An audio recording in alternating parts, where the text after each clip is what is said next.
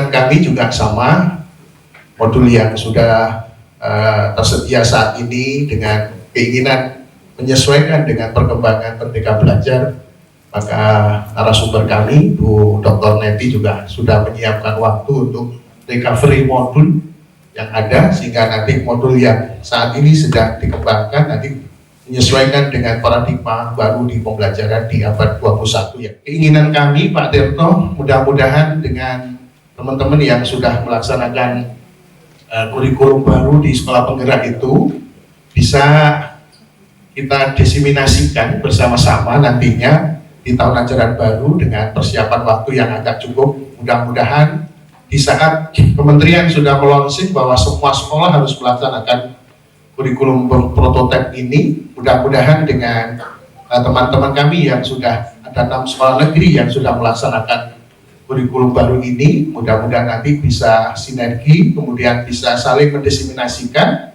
sehingga pada saat launching kurikulum baru di 2023 nanti, insya Allah Sidoarjo siap Bapak untuk melaksanakan kurikulum secara mandiri.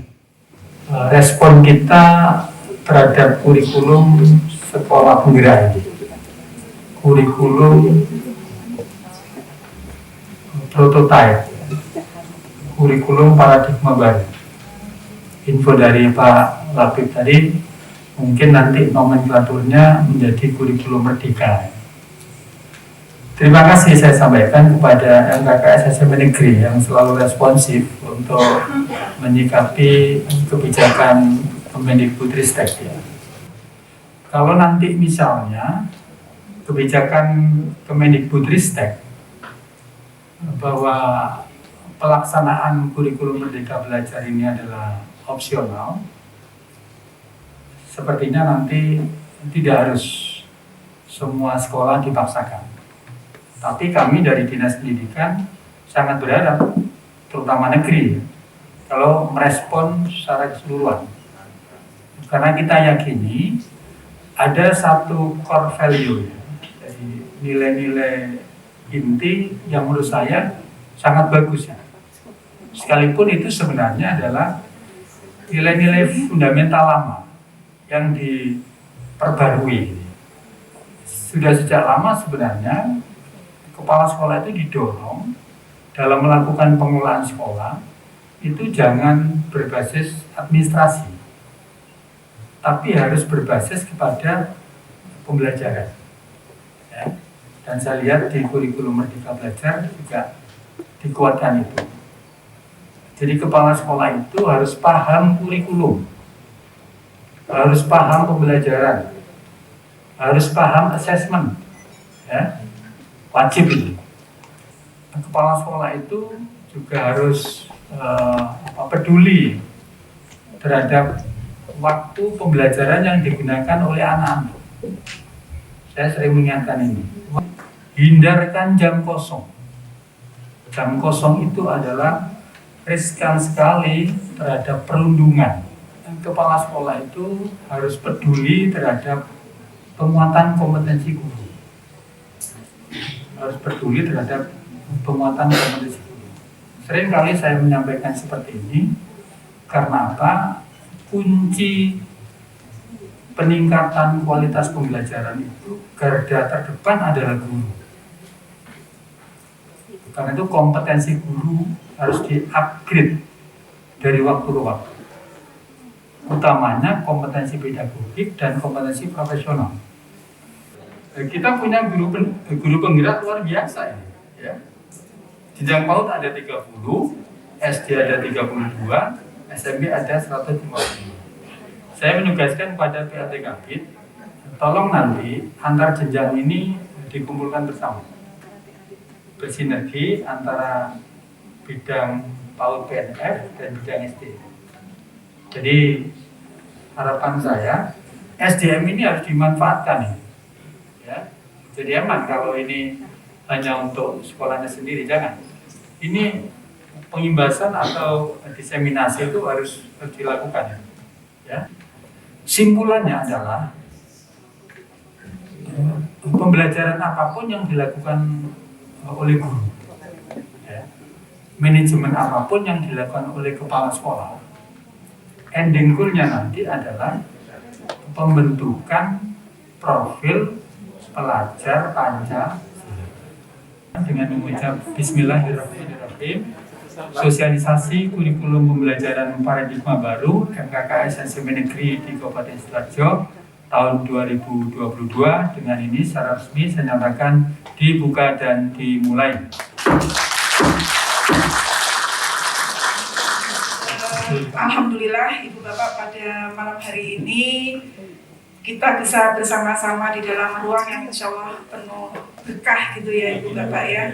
Jadi insya Allah ini semua menuju ke Sidoarjo yang gemilang, maju dan inovatif itu tadi. Salah satunya adalah melalui pendidikan, karena memang kita sudah memilih bahwa dunia pendidikan ini adalah yang untuk hidup kita ini kita niatkan sebagai ibadah kita. Sehingga jika kita memang sudah meniatkan ini menjadi ibadah, insya Allah kita juga akan terbuka dengan apapun perubahan yang terjadi itu, kita bisa bersifat lebih terbuka, tidak menutup diri. Mudah-mudahan dari materi beliau tentang kurikulum pembelajaran paradigma baru ini nanti akan mengantarkan kita ke kegiatan-kegiatan kita yang berikutnya. Ibu Bapak tidak usah khawatir, ini panjang nanti kegiatan kita.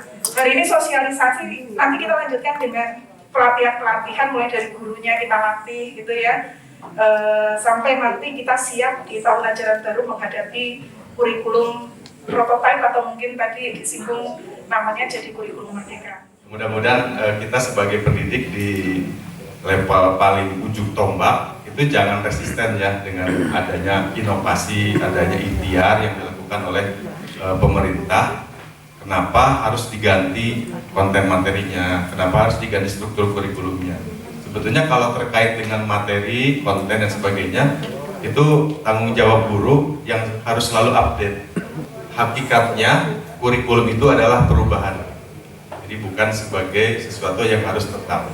Sehingga kalau ada perubahan atau ada pergantian, itu merupakan sesuatu yang wajar. Itu yang pertama ya. Kemudian yang kedua yang ingin saya sampaikan, yang paling penting adalah pergantian kurikulum itu tidak pernah dimulai dari nol. Jadi selalu melihat kurikulum-kurikulum sebelumnya. Sehingga kalau misalnya kita persentase perubahan dari 2006 ke 2013, ya mungkin tidak sampai 50% ya perubahannya dari sisi konten materi. Mungkin perubahannya hanya dari sisi bagaimana pembelajaran. Jadi Bapak Ibu yang sudah berpengalaman puluhan tahun tentu saja akan sangat dengan mudah untuk kemudian bisa mengadaptasi kurikulum baru. Kurikulum 2013 juga pada kondisi normal masih menghasilkan learning loss karena PISA-nya kita tidak mencapai target yang bagus, masih kalah dengan Vietnam, masih kalah dengan apalagi Singapura gitu ya. Artinya apa? Pemerintah memiliki ikhtiar untuk apa? Untuk meningkatkan tanpa melihat kondisi pandemi pun, untuk meningkatkan pembelajaran maka pemerintah harus berikhtiar ke sana. Nah makanya ada yang namanya kurikulum prototipe yang akan ditawarkan. Nah mungkin nanti pada saat digulirkan namanya udah kurikulum merdeka. Kalau sekarang kita masih bilangnya kurikulum prototipe. Hasilnya ternyata yang menggunakan kurikulum darurat itu memiliki hasil yang lebih baik dari kurikulum 2013. Nah ini disinyalir kenapa? Karena materi ajar KD-KD yang ada di kurikulum 2013 itu memang sangat padat. Itu bedanya apa sih kurikulum dengan kurikulum 2013? Bedanya tadi materi esensial di kurikulum darurat, yang di kurikulum 13 itu semua materi harus diberikan. Ya, jadi ada kebermanfaatan yang lebih dengan menggunakan kurikulum darurat itu. Nah rencananya di tahun 2022 sampai 2024 itu kita akan tetap seperti 2021-2022. Hanya saja untuk kurikulum prototipenya atau kurikulum sekolah penggeraknya akan ditawarkan kepada sekolah yang bukan sekolah penggerak. Nah, jadi misalnya dari 38 sekolah SMP di Sidoarjo ini ingin menggunakan kurikulum baru, maka kesempatannya terbuka lebar di tahun depan. tahun 2022-2023. Makanya saya sangat senang banget nih di MKKS-nya Sidoarjo nih. Jadi sudah duluan gitu ya, sudah duluan ingin memperkenalkan kurikulum yang barunya kepada orang.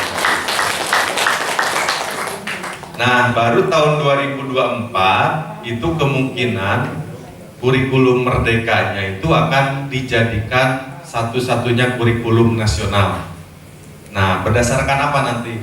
Berdasarkan hasil evaluasi. Jadi tetap saja harus ada evaluasi. Kalau tidak ada evaluasi, hasilnya maka tidak akan dilaksanakan. Bahwa yang pertama, pengembangan soft skill dan karakter yang tadi disampaikan Pak Kadis ya, yang 6 dimensi itu mendapat porsi khusus di kurikulum prototipe. Kita tidak menafikan di kurikulum sebelumnya, kurikulum 2006, 2013 ada karakter dan soft skill, ada. Masih ingat di tahun 2010 ada pendidikan karakter ya, 18 nilai masih. Oke. Kemudian di kurikulum 2013 ada KI1, KI2, itu kan karakter juga ya. Kemudian dikuatkan lagi dengan Perpres tentang PPK, penguatan pendidikan karakter ada, gitu ya. Lalu apa bedanya gitu? Pertanyaannya apa bedanya dengan yang ini? Kalau di kurikulum sebelumnya, hal-hal yang tadi saya sebutkan itu hanya sebagai suplemen, ya, suplemen saja, tambahan. Guru mau melaksanakan mau tidak, kontrolnya tidak terlalu kuat mungkin ya. Ya tergantung kepala sekolahnya juga, mungkin kalau kepala sekolahnya sudah canggih gitu ya, ingin mengontrol dengan baik terkait dengan pendidikan karakter, ya insya Allah gitu ya dilaksanakan. Tapi kalau tidak, ya akhirnya yang disalahkan itu guru agama lagi, guru PPKN lagi gitu ya, padahal semua bertanggung jawab gitu ya. Jadi di tahun 2010 itu kita mengadakan pendidikan karakter 18 nilai itu supaya apa? Supaya semua guru bertanggung jawab. Tapi ternyata ya hasilnya seperti yang kita tahu ya.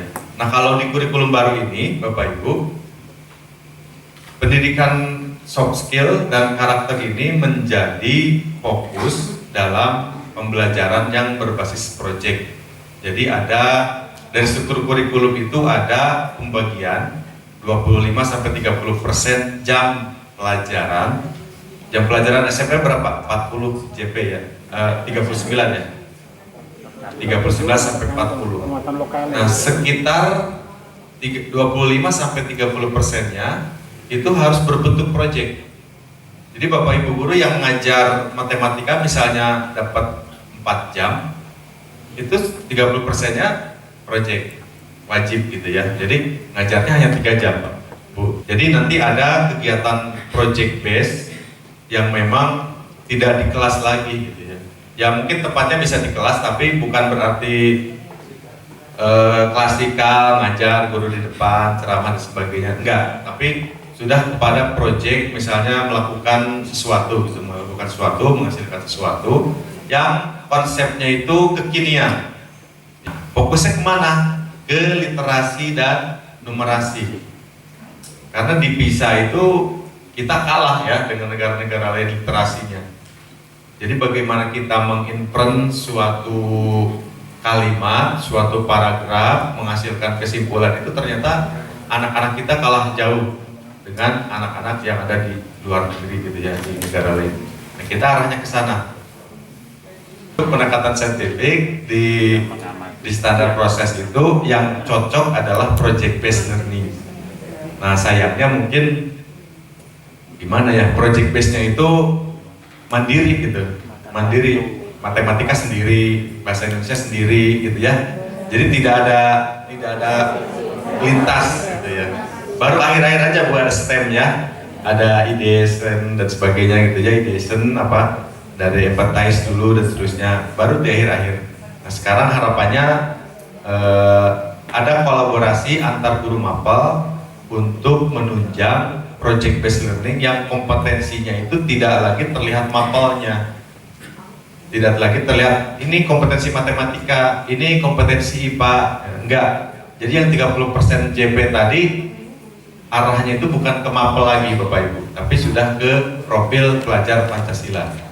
Kalau di kurikulum prototipe ini nggak semua gitu ya. Ada 32 anak ya, kalau misalnya dia berbeda, dipersonalisasi gitu. Nah bingung nih gurunya nanti, kaget nih. Harus gimana saya ngajar gitu dengan perbedaan-perbedaannya. Ya tidak serumit itu sebetulnya Bapak Ibu ya. Jadi jangan kaget juga nanti yang dimaksud personalisasi itu karena yang dicapai itu sesuatu yang sama gitu ya. Jadi dalam pembelajaran misalnya di hari Senin matematika kita sudah asesmen diagnostik, ternyata setelah dikelompokkan gitu ya ada beberapa yang termasuk kategori masih perlu bridging gitu ya, perlu kalau istilah kuliah itu matrikulasi gitu ya. Ada juga yang sudah anak sudah advance nih, udah ternyata untuk belajar materi pada hari dia udah bisa gitu ya, udah tercapai sebetulnya tanpa ikut belajar gitu. Ada juga yang memang reguler yang memang harus ikut belajar. Nah, bagaimana cara pembelajarannya gitu? Bukan berarti kita ngajar satu-satu ini begini ini enggak gitu.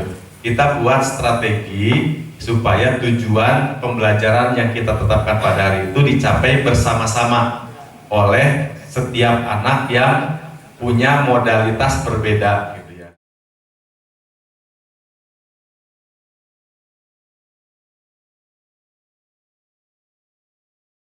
Saya Marsiman dari SMP 3 Porong. Sekolah saya itu sebelahnya lagi Lumpur Lapi 2. Iya. Jadi monggo nanti kalau ke Sidoarjo mampir ke sekolah kami antarkan ke Lumpur Lapi 2. Saya dan sekolah SMP 3 ini belum menjadi sekolah penggerak. Tapi begitu mendapat pencerahan ini luar biasa bagi kami. Kami menangkap ini satu momentum yang insya Allah nanti walaupun belum kami ikut melaksanakan, optimis bisa membawa bangsa ini menuju ke arah yang kita tuju. Ya, boleh yang pertama begini, hanya sekedar saja. Setiap kali disampaikan bahwa Indonesia ini nomor 2 dari PISA, sesungguhnya di dalam hati kami ini protes. Indonesia kan dari Sabang sampai Merauke gitu ya. Apa ya? Kalau yang di Jakarta, yang di Surabaya, yang di Medan itu ya nomor 2. Jadi ini ya kita harus adil mestinya. Kalau yang dinamakan nomor 2 itu ya barangkali. Kalau yang di Irian Jaya, yang di ini kan boleh nggak kita? Tapi jujur, ternyata ini terjawab juga. Boleh jadi nomor 2 itu ya di Sidoarjo kemarin di sekolah kami. Begitu melihat anak mengerjakan AKM itu, saya kira ini potret semua. Anak itu luar biasa. Artinya menjawabnya itu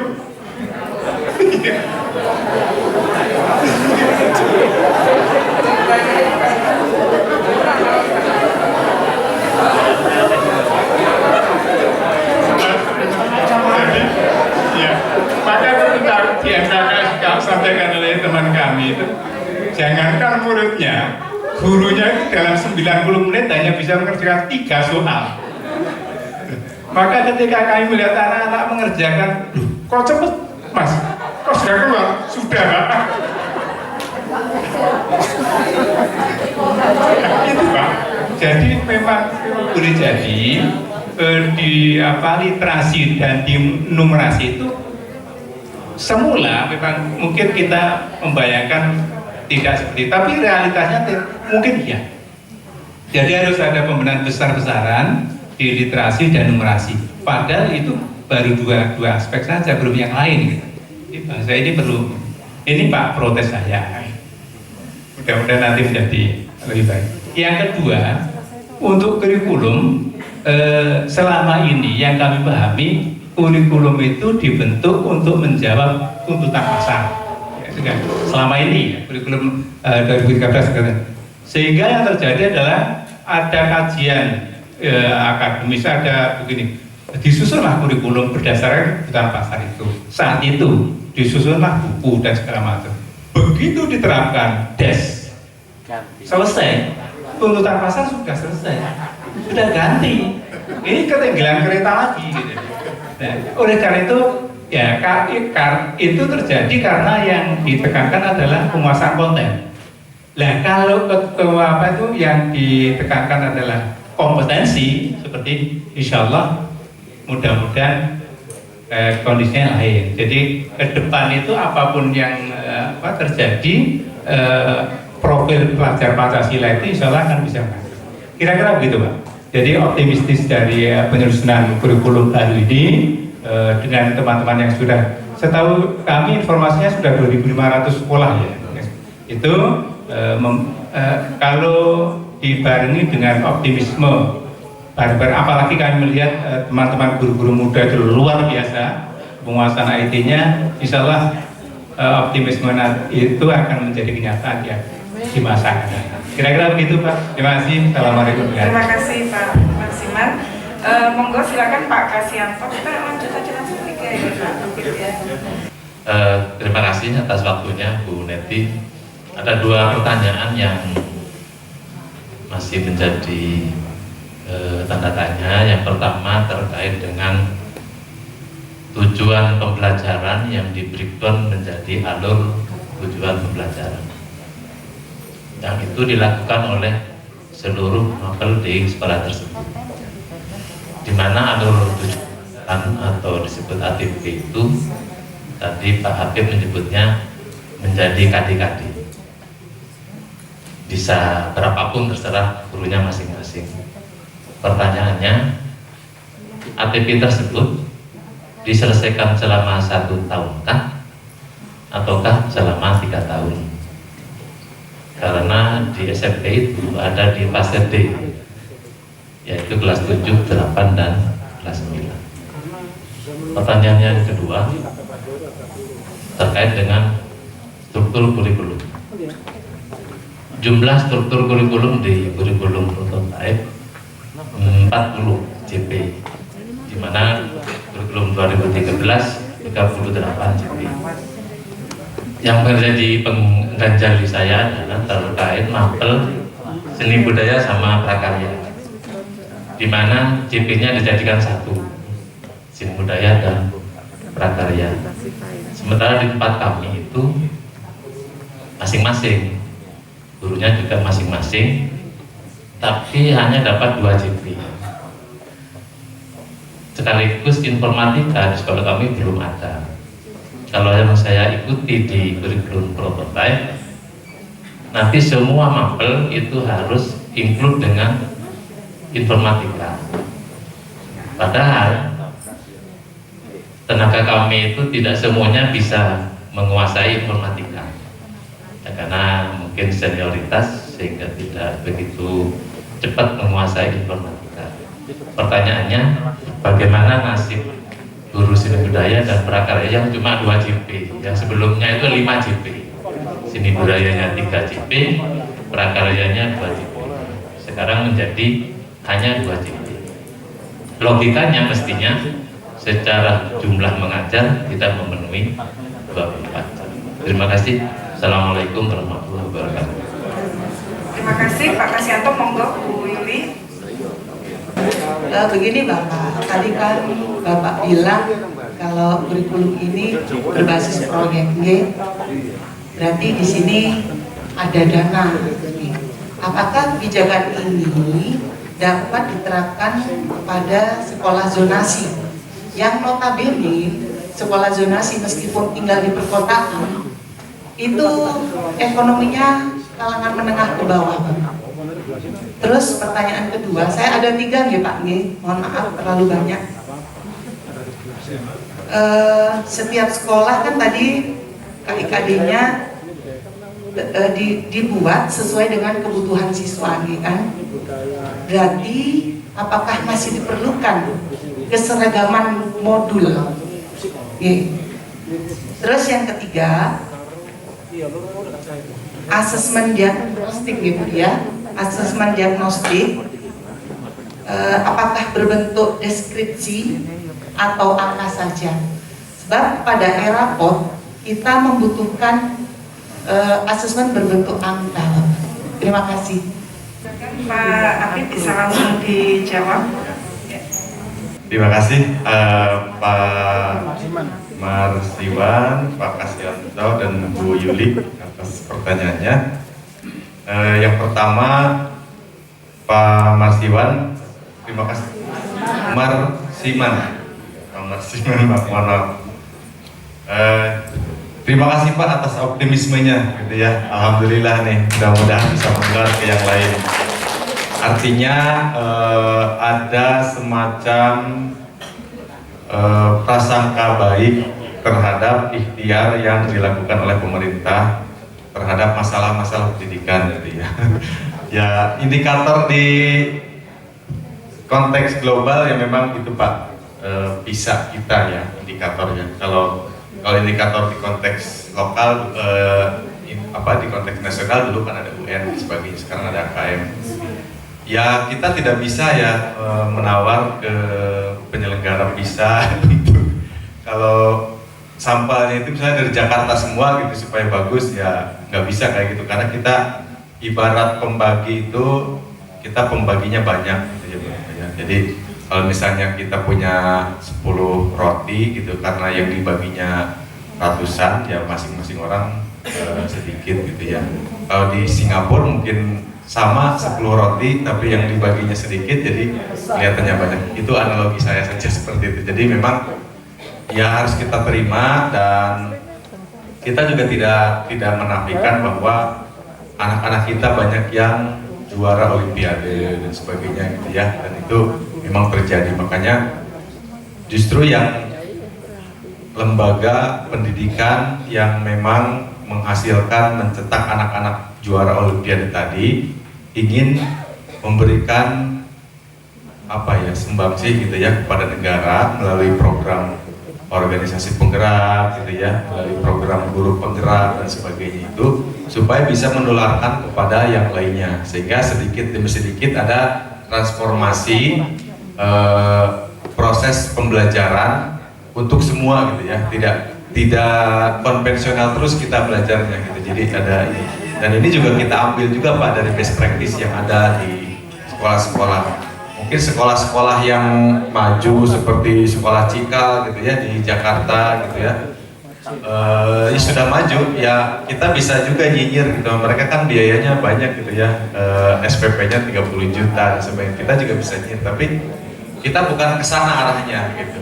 Kita arahnya apa yang bisa dilakukan, sekaligus nyambung dengan Bu Yuli ya tadi terkait sekolah yang menengah ke bawah. Kita arahnya adalah kreatif, kita punya kreativitas, inovasi, bagaimana supaya kompetensi literasi numerasi itu bisa tercapai dengan keterbatasan yang ada gitu ya. Dengan keterbatasan yang ada, dengan konteks lokal yang ada, konteks literasi dan numerasinya kita tetap bisa dapat gitu ya. Jadi jangan kita kemudian nyinyir, wah pantesan saja mereka mah lulus bagus outputnya karena inputnya juga disaring, kemudian biaya juga besar ya. Memang sekolah-sekolah swasta kan kayak gitu Bu ya, termasuk sekolah SD, IT, SMP, IT kan pesantren terpadu itu kan memang outputnya bagus karena inputnya juga bagus gitu ya. Tapi selain itu prosesnya juga bagus. Kalau kita punya input bagus tapi prosesnya jelek, outputnya nggak mungkin bagus gitu ya, seperti itu. Jadi kita optimismenya alhamdulillah Pak Marsiman ya, mudah-mudahan bisa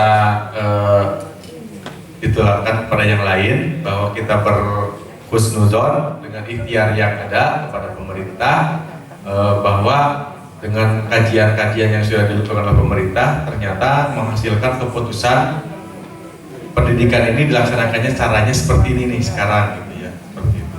Ini untuk mencapai kompetensi. Termasuk ini juga Pak Marsiman, jadi bukan sekonyong-konyong ya yang kita lakukan ini, bukan sekonyong-konyong, tapi memang ada jalur yuridisnya. Ya, ada jalur yuridisnya. Di situ ada RPJMN, arah kebijakan strateginya untuk literasi yang 4.1A ini ya, literasi, numerasi dan sebagainya.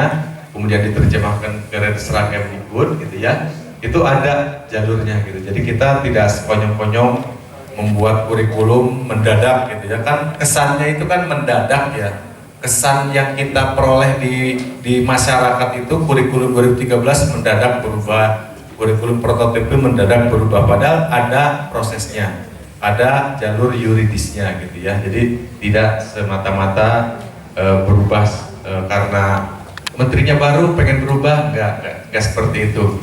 Mas Nadiem itu kan baru masuk 2019 ya. Kita sudah menyiapkan kurikulum baru tahun 2018, 2017 bahkan kita sudah buat embrionya. Nah jadi semua ikhtiar yang sudah dilakukan oleh pemerintah memang terstruktur Pak ya, terstruktur, ada jalurnya, ada yuridisnya, ada kajiannya, ada naskah akademiknya dan sebagainya.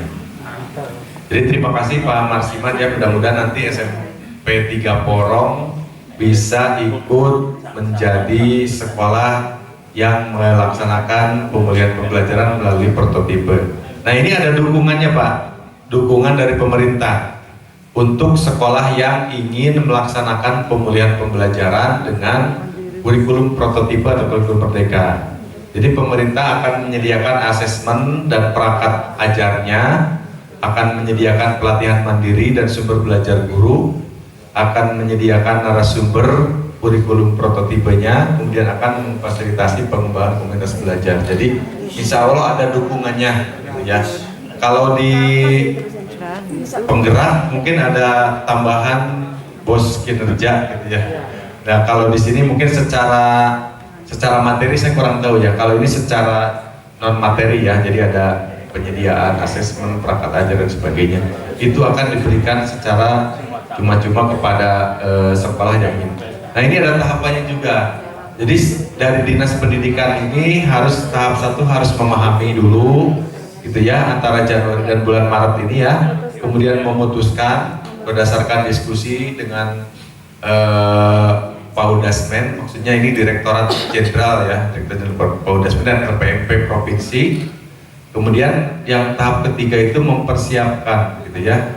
Jadi dinas pendidikan ini dilibatkan gitu ya, dilibatkan untuk menyiapkan kemudahan dan dukungan bagi sekolah yang memang memutuskan untuk melakukan pemulihan pembelajaran dengan kurikulum prototipe. Ya, jadi ada tahapan-tahapannya.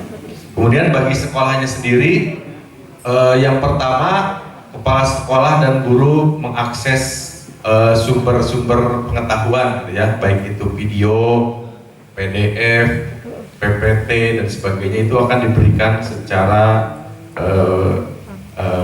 gratis ya, atau apa namanya ya, tapi pokoknya akan diberikan dukungannya seperti itu ya. Jadi di situ nanti kepala sekolah bukan dites seperti sekolah penggerak, bukan, tapi akan diberikan angket untuk mengisi kesiapannya gitu ya.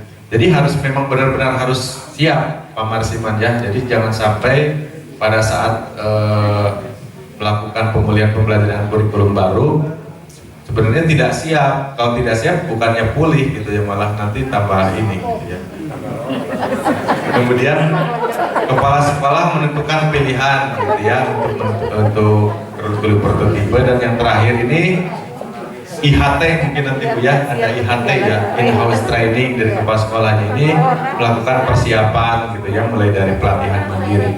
Pelatihan mandiri ini maksudnya gini ya, bukan dilatih oleh GTK seperti guru penggerak yang 10 hari itu, bukan, tapi melatih diri sendiri melalui video-video atau misalnya ngundang narasumber dari Kemdikbud gitu ya, itu pelatihan mandiri namanya.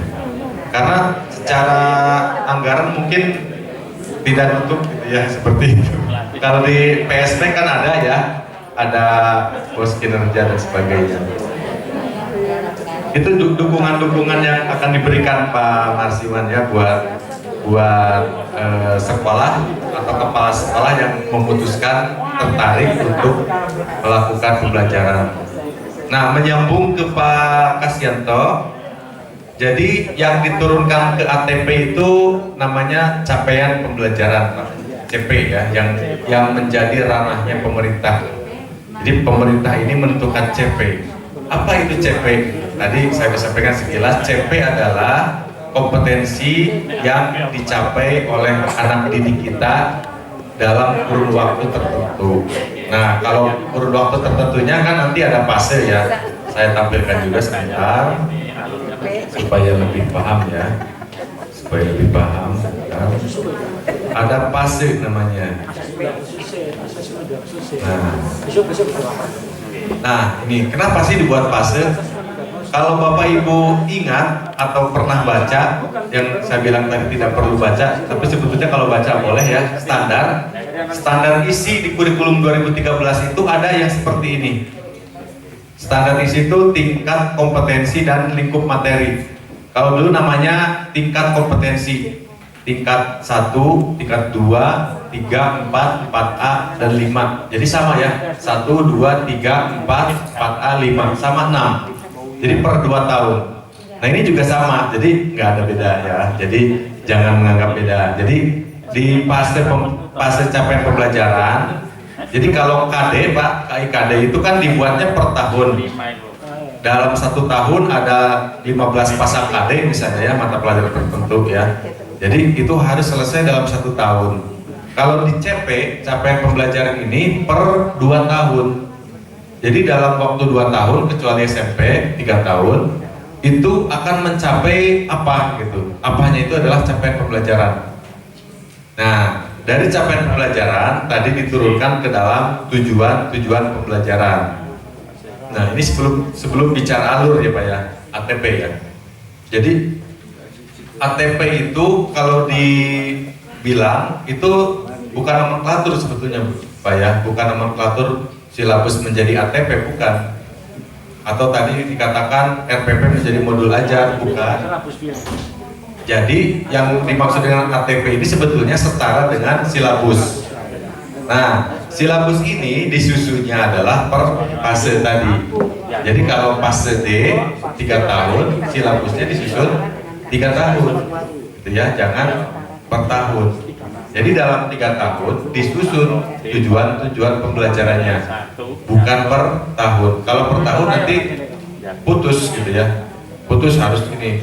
Dan itu dikerjakannya dalam tingkat IHT sekolah, bukan masing-masing guru gitu ya. Yang masing-masing guru itu nanti adalah untuk modul ajarnya. Nah, ATP ini setara dengan silabus dalam kurikulum sebelumnya.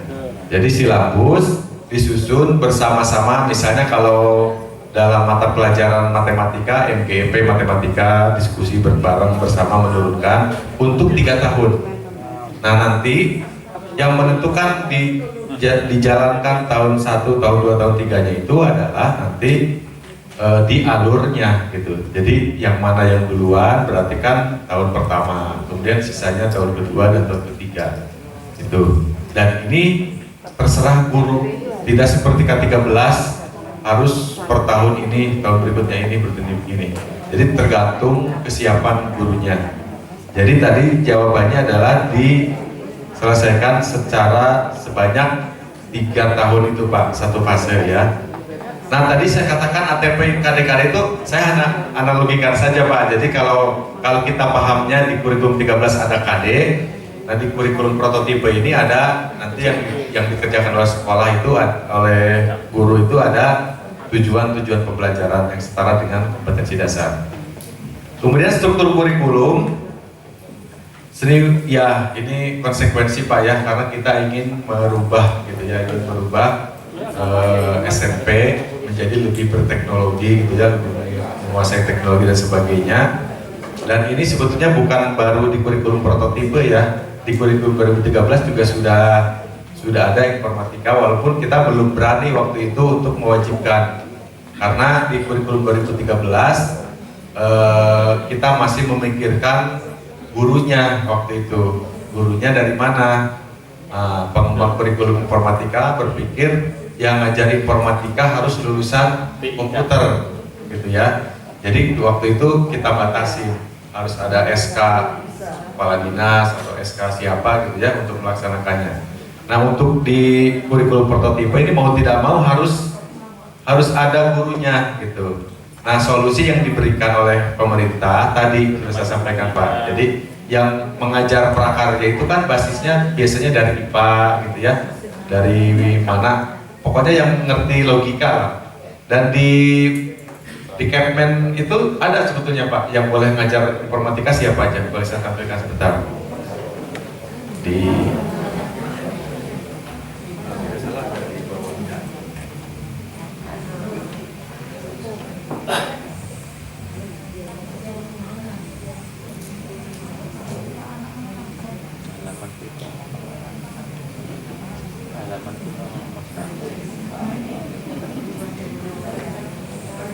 tapi ada Pak, jadi beban apa siapa saja yang boleh ngajar mata pelajaran apa itu dituliskan ya. Kalau tidak salah sih di Kepmen, tapi kok nggak ketemu.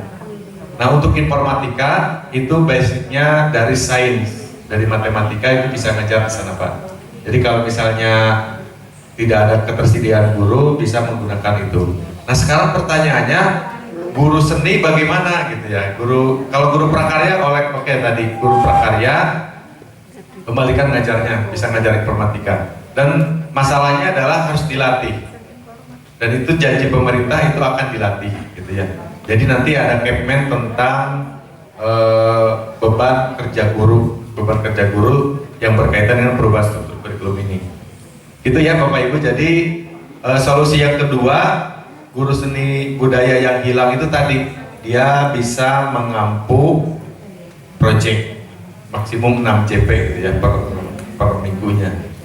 Nah kalau misalnya tidak cukup juga, tadi saya katakan bahwa dalam klausul di PP itu ada dalam hal ada perubahan struktur kurikulum, guru yang bersertifikat tidak dapat, istilahnya tidak dapat memenuhi kewajiban 24 jamnya, maka akan dikecualikan.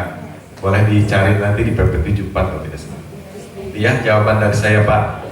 Kemudian yang terakhir dari Bu Yuli, sekolah zonasi ya kalau memang memilih Bu harus Bu project ya terkait dana, saya kira itu masuk di apa dulu itu namanya Bu dokumennya ya, RAS ya, rancangan dan anggaran RKAS ya. Jadi di RKAS-nya memang harus sudah disiapkan gitu Bu dari sana. Jadi konsekuensi bahwa sekolah tersebut memilih kurikulum prototipe 1 jam dari atau 30% JP-nya itu dilakukan untuk proyek, maka berarti biaya pendidikan yang ditanggung oleh pemerintah, yang pemerintahnya menggratiskan itu sudah termasuk di sana gitu ya Bu ya. Jadi mudah-mudahan bisa ya ke kepala sekolahnya. Apakah masih diperlukan seragaman modul? Modul itu boleh Bu digunakan. Jadi nggak ada yang mewajibkan harus seragam, harus beda, itu nggak ada ya. Jadi yang namanya bahan ajar, modul, perangkat ajar itu silakan mau pakai yang mana gitu ya. Yang penting itu bisa bermanfaat buat peserta didik. Bagaimana kita menganalisis CP yang sudah diberikan oleh kementerian itu akan kita turunkan, di breakdown lagi menjadi tujuan pembelajaran dan alur tujuan pembelajaran. Kemudian yang kedua, bagaimana struktur kurikulum yang ada ini, ya struktur kurikulum ini kan ada pembelajaran intra, ada pelajaran kokurikuler yang project itu tadi.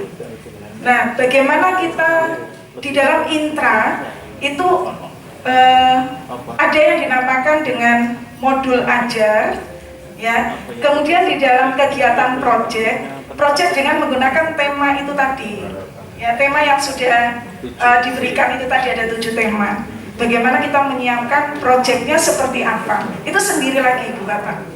Yang ketiga tentang assessmentnya.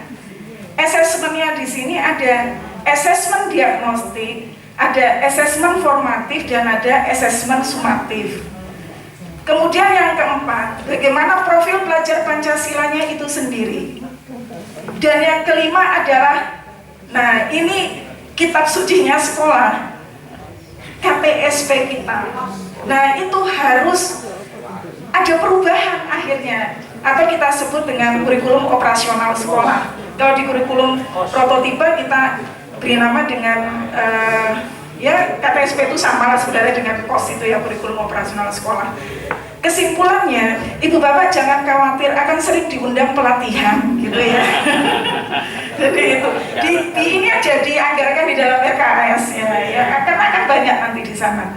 Itu sudah 5, jadi paling enggak ya 5 kali sekian gitu ya pelatihan. Dan ibu bapak pasti akan semakin penasaran. Insya Allah besok bukan memang judul dari kegiatan kita besok itu sesi best practice, tapi bukan berarti itu sudah berarti itu kita hebat apa tidak bukan itu. Kami sharing pasti di sekolah bapak ibu juga mungkin ada yang sama begitu ya. Jadi sharing yang pertama besok bapak ibu akan melihat dari 3 sekolah, dari kita kan ada 6 sekolah besok itu ya. Yang 3 sekolah ini akan menampilkan project yang dilakukan itu seperti apa. Nanti sama-sama projectnya, tetapi projectnya ini berbeda ibu bapak. Berbeda bisa dilihat bagaimana pengaturan waktunya. Di dalam proyek itu ada perbedaan pengaturan waktu bagaimana. Yang kedua perbedaan dari kontennya seperti apa. Yang ketiga dari produknya seperti apa. Kemudian yang keempat, sekolah keempat itu akan menampilkan tentang assessment diagnostik itu seperti apa. Nah nanti supaya tadi sekaligus memperkuat jawaban Pak Apip tentang pertanyaan Bu Yuli ya. Assessment diagnostik itu seperti apa, besok ada sekolah yang akan memberikan contohnya. Kemudian sekolah yang kelima tentang modul ajar ya. Bagaimana sih modul ajar gambarannya itu ya, itu nyusunnya gimana sih. Nah nanti Bapak Ibu sudah mempunyai gambaran gitu ya. Dan sekolah yang keenam nanti akan menampilkan bagaimana penguatan literasi numerasi untuk mewujudkan profil pelajar Pancasila. Jadi kita sama-sama belajar besok insya Allah itu bisa menginspirasi kita bersama. Begitu Ibu Bapak ya. Jadi tunggu besok pagi. Gitu.